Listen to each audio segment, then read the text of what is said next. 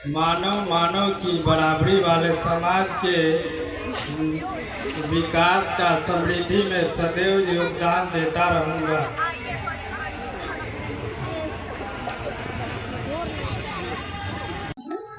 पुत्री श्रीमती सरोज सिंह एवं डॉक्टर वीरेंद्र सिंह, निवासी बंगाली रीति, थाना बनियापुर, जिला छपरा, प्रदेश बिहार। मैं श्री डॉक्टर राजेश कुमार सिंह, श्रीमती मीरा देवी एवं डॉक्टर राम बाबू सिंह, निवासी कोपा उत्तर टोला, थाना कोपा, जिला छपरा, प्रदेश बिहार को मैं अपने पति के रूप में स्वीकार करती हूँ एवं सत्य निष्ठा के साथ प्रतिज्ञापन करती हूँ कि मैं अपने पति के साथ समता एवं व्यवहार एवं आचरण करते हुए वैवाहिक जीवन को मधुर और औक्षणिक बनाने का स्वतंत्र प्रयास करती रहूँगी तथा मानव की बराबरी वाले समाज के विकास एवं समृद्धि में सदैव योगदान देती रहूँगी।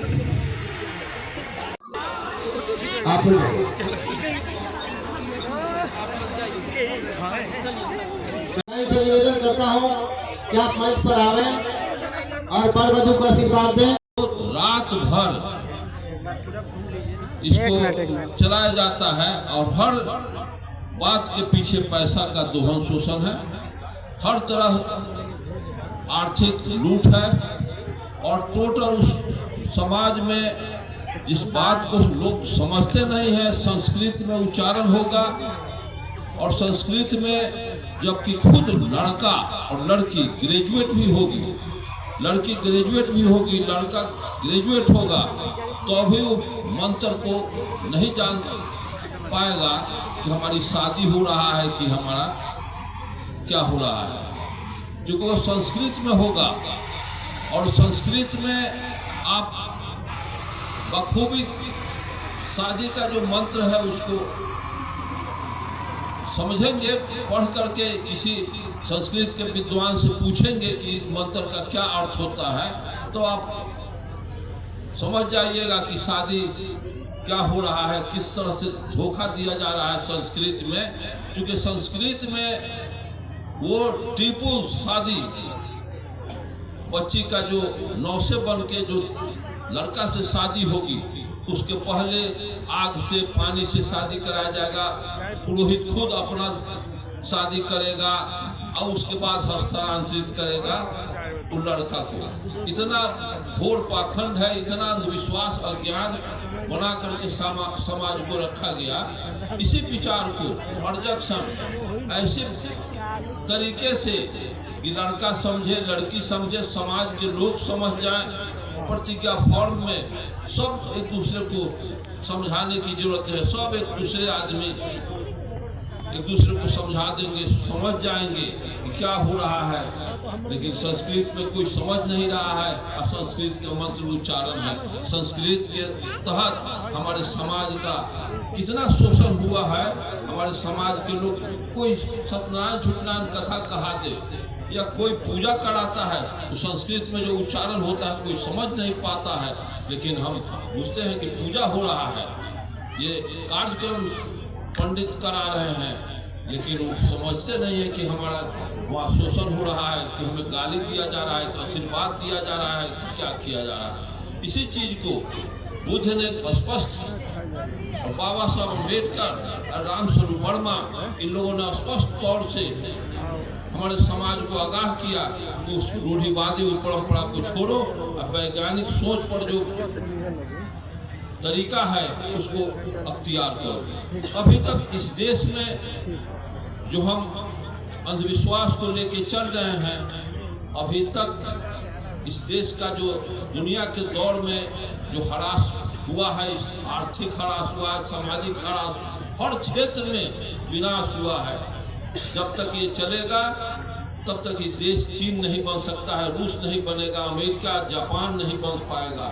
इसलिए ब्राह्मणवाद के रहते किसी क्षेत्र में आपका डेवलपमेंट नहीं होगा। न वैज्ञानिक खोज आप कर सकते हैं, न वैज्ञानिक पैदा कर सकते हैं, और न राजनीतिक क्षेत्र में आप डेवलप कर सकते हैं, न सामाजिक क्षेत्र में डेवलप कर सकते हैं। इसलिए इस देश में समाज बनाने की जरूरत है। समाज का अर्थ होता है बराबरी का समाज। ब्राह्मणवाद बराबरी नहीं चाहता है।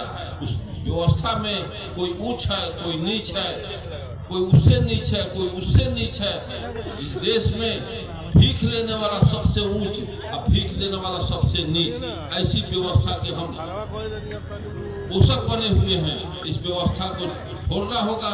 संविधान में जो है बराबरी का, दुनिया में बराबरी का सिद्धांत है, दुनिया में भाईचारा का जो सिद्धांत है, ब्राह्मणवाद भाईचारा को नकार दिया और विषमता मूलक समाज की स्थापना की। ऐसी व्यवस्था को हमें इनकार कर देना चाहिए। जिस समाज में उठन बैठन बोलचाल खान पान में समता नहीं है तो समाज नहीं है। समाज हम बनाना हमें है, हम समाज के एक अंग हैं। समाज भारत में आज तक बना नहीं। यहाँ जातियों का एक समूह है, यहाँ हजारों जाति बना दिया गया है। जाति मानव का एक होता है, मानव में जाति नहीं होती है।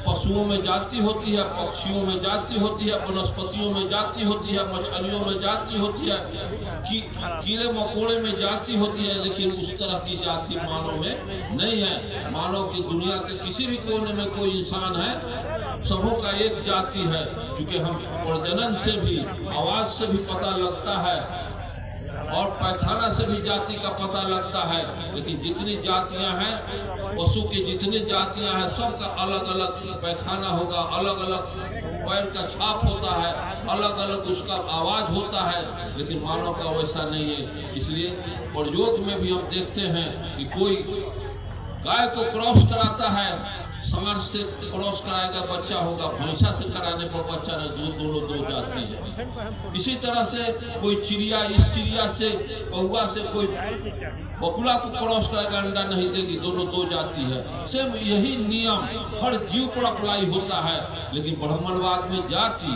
अगर सेम उसी तरह से जाति है तो कोई दलित का लड़का कोई ब्राह्मण की लड़की में शादी करा दीजिए, अगर बच्चा न होगा तो दो जाति है, बच्चा हो जाता है एक जाति। तो जाति आया कहाँ से? तो ब्राह्मणवाद के पोथी पुराण से। इनके जितने धर्म शास्त्र हैं सब बेकार के धर्म शास्त्र, उसमें एक पैसे का ज्ञान नहीं है। सब विषमता पर आधारित, अपमान पर आधारित उसमें लिखा गया है। 90% बैकवर्डों को, जिसको रामायण आप कहते हैं, मनुस्मृति कहते हैं, सारे के सारे शास्त्रों में अपशब्द है, गाली है। इनके रामायण में तुलसीदास को आप महाप्रकांड विद्वान पंडित कहते हैं। और रामायण में पहले सबसे ज्यादा पीटने का काम किया है कि देव वर्णाधम तेली कुम्हारा सपच किरात कोल कलवारा। इतना अपशब्द कहने के बाद यहाँ के बैकवर्ड को आज तक उनसे नफरत नहीं हुआ। आज भी वो रमचूरा कूट रहे हैं। जबकि टोटल काल्पनिक भारतवर्ष में जितनी भी देवी देवता है, जितनी भी व्यवस्थाएं हैं, सब काल्पनिक चीज है, कोई यथार्थ नहीं है। 56 कोटि 33 करोड़ देवता, देवताओं का 33 करोड़ देवताओं का जनगणना कौन कराया था? किसी से पूछा जाए कि 200 देवता का नाम लिख के बताओ तो तुरंत आदमी पत्थर पर गोबर पर आ जाएगा। उसको देवता 200 कोई नहीं लिख सकता है। 33 करोड़ 56 करोड़ इस देश में, हजारों जातियां हैं इंसान में। भारत में, दुनिया में इतनी जाति कहीं नहीं है। इस देश का तो जो ह्रास हुआ है बुद्ध के बाद, अशोक सम्राट के बाद, ह्रास का कारण ब्राह्मणवाद है। जब तक इस देश में ब्राह्मणवाद चलेगा, मानववाद आएगा ही नहीं। इसलिए ब्राह्मणवाद की जरूरत नहीं है। अगर मानववाद लाना चाहते हैं, दुनिया के विकसित राष्ट्र में अपने को देखना चाहते हैं, विकसित राष्ट्र में भारत को बदलना है, तो आपको वैज्ञानिक सोच डेवलप करना होगा, मानववादी सोच डेवलप करना होगा। और इस देश में आज तक, इस देश में भीख लेने वाला ऊंच और भीख देने वाला नीच, इसी देश की व्यवस्था को आप चला रहे, यही चलाना चाहते हैं। ऐसी व्यवस्था समता पर आधारित व्यवस्था होनी चाहिए। और जब तक समता पर आधारित जानो तब मानो की व्यवस्था नहीं होगा।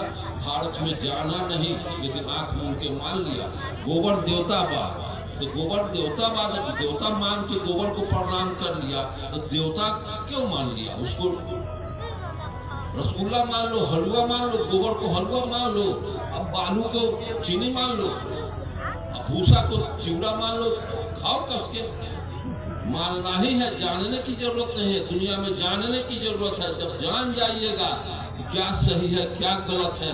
लेकिन भारत में जानने नहीं दिया, सिर्फ मनवा करके रख दिया। हमारे समाज के लोग मान लिए कि सरस्वती देवी, सरस्वती माता क्या विद्यादाता। हम लोग कभी स्कूल में पढ़ा तो सरस्वती इस नारा को नहीं बुलंद किया। सरस्वती विद्या देती है तो मास्टर की बहाली बंद कर दो। हर स्कूल में क्लास में एक मूर्ति बना करके बैठा दो, सरस्वती पढ़ा देगी, ज्ञान दे देगी। दुनिया में कहीं सरस्वती, कहीं लक्ष्मी, कहीं दुर्गा नाम का दुनिया में कहीं चर्चा नहीं है, कोई जानता भी नहीं है। और इस देश में घरे घरे लक्ष्मी, सरस्वती, दुर्गा, हनुमान इस सब का पूजा करके दुनिया के दौर में सबसे पिछल का पौधान पर भारत बना हुआ है। क्या परमाणु तोड़ा इस देश का, जहाँ विश्वकर्मा भगवान वरन सवारी कितना बेहतर यहाँ के देवी देवताओं का दे दिया। आपको सोचता नहीं है, जिसको कबीर ने लिखा है कि उगलमा जोड़िया अनहार का है सगरी नैना छुअत नहीं डगरी। आँख के सामने आप देख भी रहे हैं और कॉन्फिडेंस कर रहे हैं आँख में उनके हनुमान जी सूरज गिर गे रहा। अच्छा ये बताइए कि हम ज्योग्राफी में पढ़े हुए हैं कि पृथ्वी से लाखों गुना बड़ा सूरज है, वहाँ हीलियम परमाणु टूटता है, उसको इस देश धरती पर का रहने वाला एक बंदर मिल जाएगा। यही सत्य है, इसी का आप वाहक बने हो, यही सच्चाई है। देवी देवता का देखिए आडंबर बना हुआ है। सब देवता का कैलेंडर उठा कर देखिए, मेरा बनाया हुआ कैलेंडर ही देखिए। इसके देवताओं का सवारी, कोई देवता बाघ पर बैठल बा, कोई चूहा पर बैठल बा, कोई बसहा पर बैठल बा, कोई चिड़िया पर बैठल बा, यही सवारी है। गणेश जी के सवारी चूहा है। बताइए उस समय का चूहा दारासिंह के चचा होता था, 3 कुंटल का लोड खींचे थे। आज के मुसहरे को जाति लगावल तो 17 गो मुजता के मोड़ले। इस तरह से गफलत पर विश्वास कीजिएगा। विश्वकर्मा भगवान हमारे समाज के लोग मानते हैं। अब विश्वकर्मा भगवान अगर बोकारो इस्पात प्लांट के सुपरविजन करके उनको कांटी थर्मल का सुपरविजन करना पड़ जाए तो एक दिन में 600 किलोमीटर 400 किलोमीटर में एक दिन में आएंगे हाथी से। उनको तो हेलीकॉप्टर रखना चाहिए। कि क्या काल्पनिक बातों में उलझे हुए हैं। इस बात को हटाइए और जानो तब मानो के सिद्धांत, अर्जक्सन के सिद्धांत पर चलने का प्रयास करें। और ठंडा का समय है, फिर हमको मुजफ्फरपुर जाना है, फिर कल सवेरे हमको पटना में भी कार्यक्रम है तो निकलना है। और हम चाहते हैं कि आप लोग बाराती पक्ष के लोगों को बुलाया जाए, नौसे को यहाँ लाया जाए और प्रतिज्ञा फॉर्म हमारे जिला अध्यक्ष मुजफ्फरपुर के प्रतिज्ञा करा देंगे। प्रतिज्ञा फॉर्म वही शादी समारोह का अथी करे, या चंद्रिका बाबू या कोई ग्राम के कोई आए और इस कार्यक्रम का अध्यक्षता कर देंगे। चंद मिनट में वैवाहिक कार्यक्रम संपन्न हो जाएगा। और इसको रात भर अगर भाषण देना अगर हो, सुनाना, कन्विंस करना हो तो बहुत लंबा प्रोसेस है, बहुत देर तक चलेगा। और यहाँ ठंडा का समय है, बहुत दूर बहुत लोगों को जाना है, 10 किलोमीटर 20 किलोमीटर भी जाना है।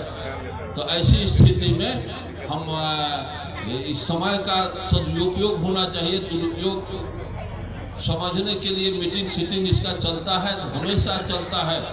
तो वैसे स्थिति में आप आवें और मीटिंग सीटिंग अटेंड करें, क्लास अटेंड करें और विज्ञान को माने। विज्ञान कोई लेकिन किंतु नहीं चाहता है। विज्ञान में एक भी वैज्ञानिक दुनिया का किसी चीज को प्रयोग में सिद्ध करके ही उसको एक्सेप्ट करेगा, मानना नहीं है। वैज्ञानिक प्रयोग से जो बात सही उतरता है उसी को सत्य मानता है। लेकिन ब्राह्मणवाद में जाना ना मान लो राजा सागर का 60,000 लड़का रहे और जिलक का बरिस 60,000 बच्चा वो पैदा कर देलक, लिख दे लिया, याद हो गए, पढ़ लेलक लोग। ये सब काल्पनिक बात में हमारा समाज भारतवर्ष। हमारे कोई वक्ताओं का भाषण में सुना आते क्रम में जय हिंद, अरे जय हिंद कह करके तो बैकवर्ड अपने से बेदखल हो गया कि भारत हमारा नहीं है, ये भारत नहीं है, हिंद है। हिंद मतलब हिंदुओं का देश है। तो हम तो शूद्र हैं, हम हिंदू नहीं हैं। इसको डॉक्टर अम्बेडकर ने कहा कि हम हिंदू कभी नहीं थे, हिंदू आज भी नहीं है, हम हिंदू धर्म के गुलाम हैं। हिंदू धर्म छोड़ना धर्म परिवर्तन है, जो गुलामी के जंजीरें तोड़ना इसे वीर पुरुष ही कर सकते हैं। हिंदू धर्म सवर्णों का है, हम किसी भी वर्ण में नहीं आते हैं, हिंदू सवर्ण है, हम अवर्ण हैं। हिंदू धर्म के भगवान देवी देवता हमारे पूर्वजों के हत्यारे थे, इसीलिए वे हमारे छाया से भी परहेज करते रहे, आज भी कर रहे हैं। कुत्ते बिल्ली के पेशाब से उन्हें कोई परहेज नहीं, परंतु हमारे द्वारा दिए गए गंगा के जल से पवित्र हो जाते हैं, उनकी पुनः शुद्धि गाय के मल मूत्र से होती है। यही सच्चाई है। क्या कमाल का दर्शन है जो डॉक्टर अम्बेडकर ने कहा।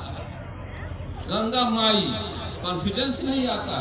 आम महुआ बिया है जय बड़ी, महुआ भी पुलिंग है, आम भी पुलिंग है। मर्द में बियाह करो बेटा समझत नहीं, लव लड़का एम बीए करके बियाह करे जाए तो चलो आम महुआ बियाह होला। आपके यहाँ होता है आम महुआ? आम महुआ का रस्म है आपके यहाँ ना? अब मुजफ्फरपुर में शादी बारात जाने के पहले आम महुआ के बियाह होता है। हमारी माँ बहनें जाती है अपना मनोरंजन करते हुए, आम महुआ ब्याह के आती है, तब जाके लड़का ससुराल के लिए प्रस्थान किया। तो ऐसी व्यवस्था को आप छोड़ें और ये सत्यनारायण कथा और पिंडदान करना सब पाखंड है। वो कोई आदमी मरता है तो स्वर्ग नहीं जाता है और स्वर्ग भेजता है। मोबाइलों को दान कर दिया, पंडित जी के कहिया कि हेलो 3 महीना के बाद पोषक तक या गाय दान करिए। 3 महीना के बाद मोबाइल से पूछ लिया कि बाबूजी गाय दूध के पिए बड़ा, पलंग पर सुते बड़ा, पता चल जाए कि पलंग पर बाबूजी सुतल हथुन की माई की दाई की दादा, पता चल जाए। क्या ये अंधविश्वास में कोई भी आदमी मर जाता है तो कार्ड लिखने का भी तरीका मालूम नहीं है। लिखेगा कार्ड, शोक सभा का कार्ड होना चाहिए, तो लिखेगा श्राद्ध का कार्ड। श्राद्ध में क्या लिखेगा? व्यापार दुख के साथ सूचित कर रहा हूँ कि मेरे पिता का स्वर्गवास हो गया। उसके बाद लिखेगा कि उनकी आत्मा की शांति है तो आप सादर आमंत्रित हैं। फिर मोक्ष कार्यक्रम में हजामत, पगड़ी चादर ब्रह्म भोज, मरेगा कोई नहीं, लिखेगा ब्रह्म भोज। तो ब्राह्मण के अलावा जो भी उसमें खाएगा सब कुत्ता और गिद्ध खाएगा। तो कार्ड प्रतिनिधित्व कर रहा है एक जाति का, पगड़ी चादर होगा ब्राह्मण खाएगा, इसके अलावा किसी जाति को खाने का कार्ड प्रतिनिधित्व नहीं करता है, इजाजत नहीं है। फिर ब्राह्मण भोज, मरा कोई, मरा कानू, मरा चमार, लिखेगा पगड़ी चादर ब्रह्म भोज। तो लिखो ना पगड़ी चादर कोयरी भोज, कानू भोज, चमर भोज, क्यों नहीं लिखते हो? मरा कानू लिख देगा ब्रह्म भोज। आपान दुख के साथ सूचित कर रहा हूँ कि मेरे पिता का स्वर्गवास हो गया। स्वर्ग में पिता चलिए गए बिना तोषक थे, क्या गाय पंडित जी के दे गए, ये दुख का है कि ये लिख रहा। अपार खुशी की बात है कि हमारे पिता मर के स्वर्ग में चले गए। यही सब ब्राह्मणवाद का तिक्रम है। फिर नीचे लिखता है कि पगड़ी चादर ब्रह्म मोक्ष करके हजामत। हजामत का अर्थ मुहावरा पढ़ा नहीं। हजामत का अर्थ होता है ठग लेना, लूट लेना। फलाना के मार के हजामत कर दिया, चूना लगा दिया, 9-11 ऐसा ब्राह्मण भेष बना देता है। माँ छिलवा के उतरी सुतरी पहना के गुजरता अपना बाप का मर्डर किए हुए 302 कपड़ा काट रहा। क्या ये सब लेकर के ढोल रहे हैं? तो अर्जक संघ इस व्यवस्था को नकार दिया और इसके जगह पर बाबा साहब अम्बेडकर, जगदेव प्रसाद, लड़ई सिंह यादव के द्वारा, कबीर के द्वारा जो सत्य को प्रदर्शित किया गया है, उसी को वैज्ञानिक ढंग से अर्जक संघ राम स्वरूप वर्मा यथी किए हैं। अर्जक संघ की स्थापना जगदेव बाबू मिल करके अर्जक संघ की स्थापना किया। अर्जक संघ के द्वारा एक प्रतिज्ञापन होगा, वैवाहिक कार्यक्रम संपन्न होगा। इसको आप देखें। जीवन में इस समाज से मैं अपील करूंगा, इसको सतत उतारने का, ऐसा व्यवस्था करने का अपना संकल्प करें और इसी व्यवस्था से अपने बाल बच्चों की शादी करें। इन्हीं शब्दों के साथ इस डॉक्टर वीरेंद्र बाबू का और हम उपस्थित साथियों का आभार व्यक्त करते हुए जय अर्जक, जय बुद्ध, जय अम्बेडकर, जय जगदेव, जय लड़ई सिंह यादव, जय राम स्वरूप वर्मा।